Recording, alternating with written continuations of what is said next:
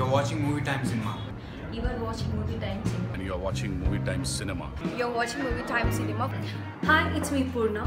You're watching Movie Time Cinema. ప్రస్తుతం remuneration పరంగా టాలీవుడ్లో ముందున్నారు పవన్ మహేష్. పవన్ రీసెంట్గా ఆయన సొంత సినిమాలు చేసుకుంటున్నాడు. ఆయన తన ఫ్రెండ్ శరద్ మురార్తో కలిసి నిర్మిస్తున్నారు. సో పారితోషికం ఎంతనేది వారికే తెలియాలి. ప్రస్తుత మార్కెట్ ప్రకారం అయితే ఆయనకు 20 కోట్లకు పైగా చెల్లించడానికి రెడీ అంటున్నారు నిర్మాతలు. ఇక మహేష్ బాబు విషయానికి వస్తే మురుగదాస్ మూవీకి 25 కోట్లు పుచ్చుకుంటున్నాడంటూ ప్రచారం జరుగుతోంది. ఆ తర్వాత లిస్టులో ఎన్టీఆర్ ఉన్నాడు. ఆయనకు 15 నుంచి 18 కోట్ల రూపాయలు ఇవ్వడానికి సిద్ధంగా ఉన్నారు నిర్మాతలు. టెంపర్, నాన్నకు ప్రేమతో, జనతా గ్యారేజ్ చిత్రాల విజయంతో తారక్కి డిమాండ్ పెరిగింది. ఇక బన్నీ ప్రభాస్ కూడా 15 కోట్ల రేంజ్లో ఉంటారు. చెర్రీకి రీసెంట్గా ఫ్లాపులు రావడంతో క్రేజ్ కాస్త తగ్గింది. 12 కోట్లు ఇస్తున్నారట నిర్మాతలు. వీరిని పక్కన పెడితే చిరంజీవి ఫస్ట్ ఇన్నింగ్స్లో భారీ పారితోషికం తీసుకునేవారు.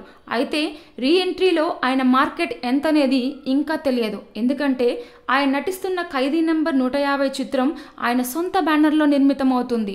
కొణిదెల ప్రొడక్షన్ పేరుతో రామ్ చరణ్ ప్రొడ్యూస్ చేస్తున్నాడు ఈ మూవీని. అయితే బాలయ్య రెమ్యునరేషన్ ఎంత అనేది హాట్ టాపిక్గా మారింది.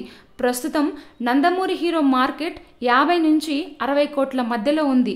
ఆయన నటించిన లెజెండ్ దాదాపు 45 కోట్లు కలెక్ట్ చేసింది. అయితే ప్రజెంట్ ఆయన నటిస్తున్న గౌతమిపుత్ర శాతకర్ణి మూవీ ఆయన తప్ప మరెవ్వరూ చేయలేని ప్రాజెక్ట్. మరెవరికి అది నప్పదు. చారిత్రక పాత్ర కావడంతో బాలయ్య ఆహార్యం, ఆంగికం, వాచకం దానికి పర్ఫెక్ట్ సెట్ అవుతుందని భావించడంతో ఆయన్నే ఎంచుకున్నారు క్రిష్. ఈ సినిమాకి బాలయ్యకు 7 కోట్ల రూపాయల పారితోషికం ఇస్తున్నారట. ఈ సినిమా సీడెడ్ రైట్స్ రాసిస్తామన్నా వద్దన్నారట. రాయలసీమలో బాలయ్యకు సూపర్ ఫాలోయింగ్ ఉంది. దీంతో పారితోషికం బదులు అవి ఇస్తామన్నా ఆ తలనొప్పులు నాకు వద్దన్నారట. అయితే నాగ్, వెంకీ వంటి హీరోలకు 5 కోట్ల పారితోషికం ఇస్తున్నారు. మరి గౌతమిపుత్రతో ఆయన రేంజ్ పెరుగుతోందా లేదా అనేది చూడాలి.